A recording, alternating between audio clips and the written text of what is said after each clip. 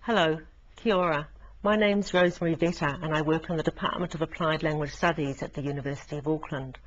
In this talk today I'd like to explain and unpack a few details of an article that I wrote recently for language teaching research on how the instructional curriculum for adult ESOL is made. I've been a teacher all my professional life and an ESOL teacher for most of that time, working with learners in different types of contexts at different levels of proficiency. And so I guess the motivation for the study I carried out and for the article is as much from my experience as a teacher as the theoretical literature in applied language studies and education on the topic of curriculum. In my article, I drew on a concept developed by Joseph Schwab, who was a professor of education in the University of Chicago in the 1970s. Schwab said that the curriculum has four cornerstones: the teacher, learners, the context, and the syllabus. And therefore only teachers are capable of translating scholarly theory into practice, because only teachers have knowledge of all those four cornerstones and how to adapt theory and the syllabus to meet the needs of learners within particular contexts. So the main point of my study was how do these four core sources of curriculum content, the four cornerstones, how do they interact to shape the curriculum at its classroom or instructional level? And how do teachers interpret theory through their own professional knowledge and beliefs? The three research questions that guided my study were: to what extent is the curriculum pre-planned? The literature on planning in applied language studies advises some very systematic and rational procedures, from carrying out language audits and needs analysis to developing goals and objectives, selecting syllabus types and planning units of instruction. So I was interested to see if that's what teachers actually did. Secondly, not only when but how do teachers select and organise curriculum content? And thirdly, what is the relative strength and importance of those four cornerstones on the instructional level of curriculum? In order to answer these research questions, I carried out 7 case studies on teachers of ESOL to adults. I wanted teachers who were demonstrably, who could provide evidence that they were capable, well qualified and effective teachers, and the 7 who volunteered to take part in the study were all of those. They were senior teachers in positions of responsibility, and I wanted to see whether there would be commonalities across this group. They worked in different contexts. 3 of them worked in migrant resettlement courses. 3 of them worked more generally preparing learners for academic study, and 1 taught an academic writing course actually at a university. I collected data by carrying out interviews with these teachers, a pre-course and a post-course interview of about an hour each. And I also interviewed teachers every week throughout the duration of their course, which was anything from 9 to 16 weeks. I use curriculum documents and teaching worksheets to corroborate what teachers said in their interviews, and I focused on what teachers actually did, leaving more general and theoretical questions about their beliefs and theories of practice until the final interview. After the interviews had been transcribed, I coded them, and from that some 23 themes or sub-themes relevant to the research questions emerged. To move on to report on the findings of the study, I'm going to talk about features of the curriculum making practices of these teachers, which were common to all or most of them. However, I don't want to suggest that in any way the courses were identical. In fact, to some extent, they were, of course, each of them unique. As I mentioned earlier, the first research question was how much and what type of planning do teachers do in the pre-course phase? Do they do what the literature advises? 2 out of the 7 teachers worked in what I called high constraint contexts, in that they were obliged to transmit or deliver a pre-specified syllabus. These teachers told me they did very little planning because, 1, they were very experienced in teaching their courses, 2, because the syllabus and the materials were already pretty much fixed, and 3, because even if they wanted to, they couldn't make substantive changes to the syllabus. 3 of the teachers worked in contexts that I described as medium constraint. These were the migrant resettlement courses, and their curriculum outlines were much less specified. They consisted of skills-based performance outcomes. Learners will be able to type comments. These teachers also said that they did little in the pre-course phase, particularly little that was actually detailed and definite. Their planning was rather general and provisional. They gave the same reason, that this was because they understood their course and had taught it before, but they gave another reason, that they really couldn't plan in any detail until they had met the learners, because they needed to know about the learners' developmental needs, and because the learners would be providing quite a bit of input into the curriculum decision making, for example, topic choices and some choices of methodology. One teacher was working in the context that I describe as low constraint, and that she had virtually no curriculum guidelines. She was working with a class that was generally preparing them for academic study, and her course supplemented a more intensive afternoon program of IELTS preparation. She gave the same reason, that she was experienced and knew a lot about the course, but her other reason was that she planned to carry out quite a few diagnostic tasks with learners in the first week of the course to find out their developmental needs, and it would be those that would guide the curriculum, at least in its first few weeks. So she couldn't carry out definite course planning before she'd met the learners. So, to answer the first research question, this is quite different from what the literature advises.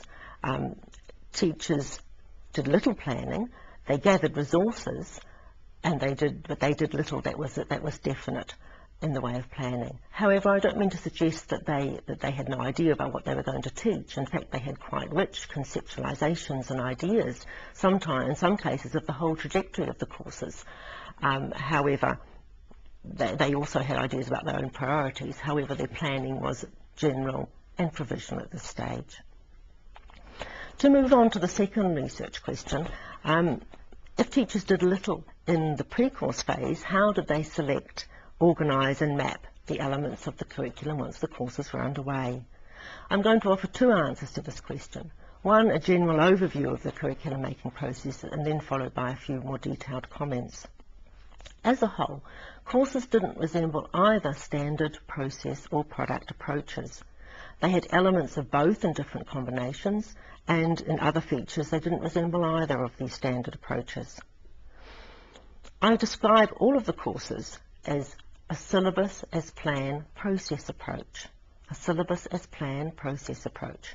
And the key features or characteristics of this approach are 4. Firstly, the input sources for curriculum making came from each of the cornerstones, from the syllabus, the learners, and the teacher's theories of best practice. Even in the higher constraint context, there was no intention to transmit a syllabus intact, and learners' developmental needs were accommodated to the fullest possible extent, sometimes even prioritised over assessment targets and syllabus deadlines. Secondly, learners were involved in the curriculum in all of the courses, both directly through explicit negotiations and consultations, and indirectly through teachers' monitoring of their developmental needs. However, they didn't have equal responsibility as in the process approach. Teachers set the parameters and regulated the ways in which the courses were made, although I described the approach as authoritative rather than authoritarian. Another difference between these courses and standard process and product approaches is that gains were not just measured in linguistic and communicative competence as in the product approach, or knowledge of learning processes in the process approach, but in both.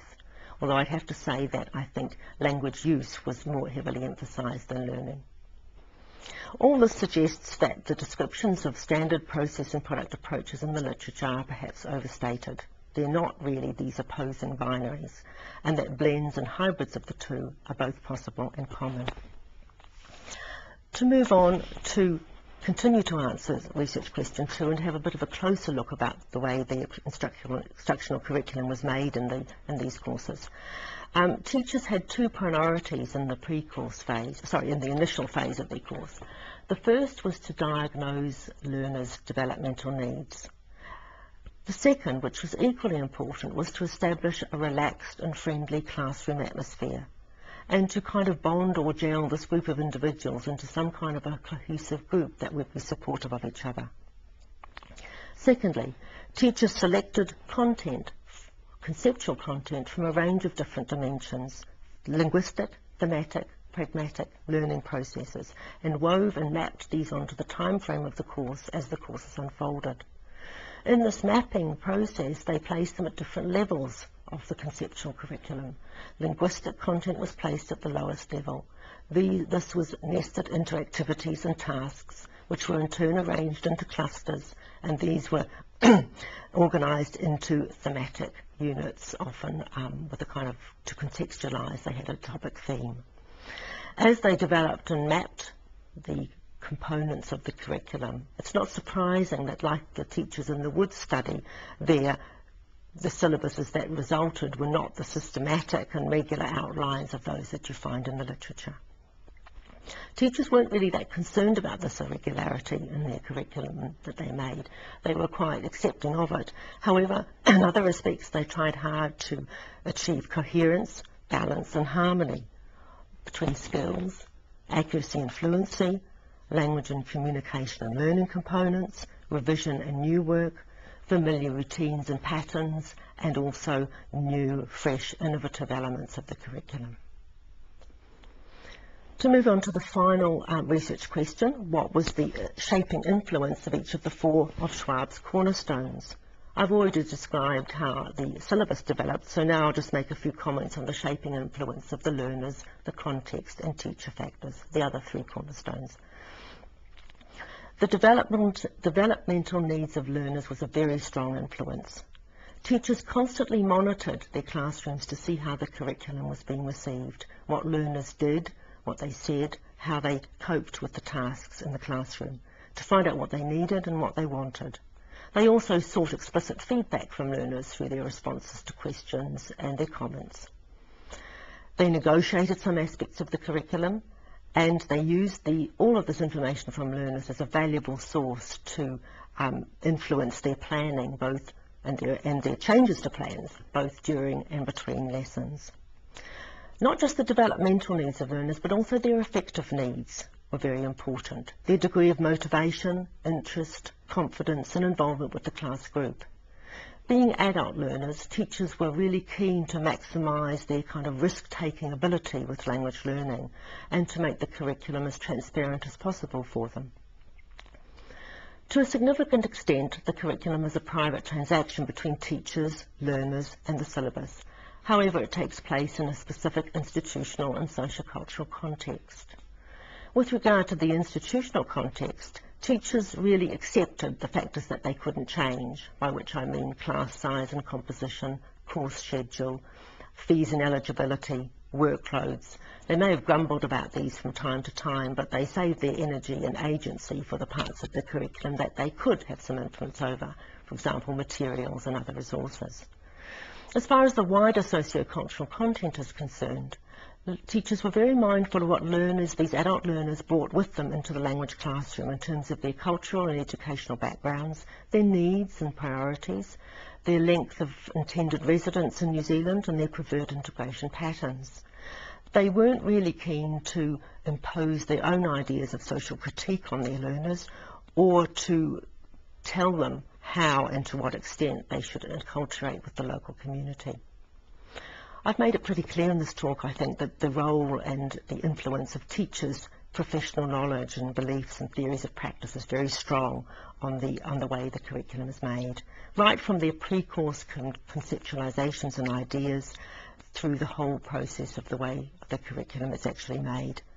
Learners made very close connections with learners. I think that was the closest connection. However, they were very mindful of the constraints and the opportunities that were presented by the teaching context and by the syllabus. To conclude, in some respects, my findings and those of other practice-based studies do not confirm the advice and information offered in the second language teacher education literature on approaches to curriculum.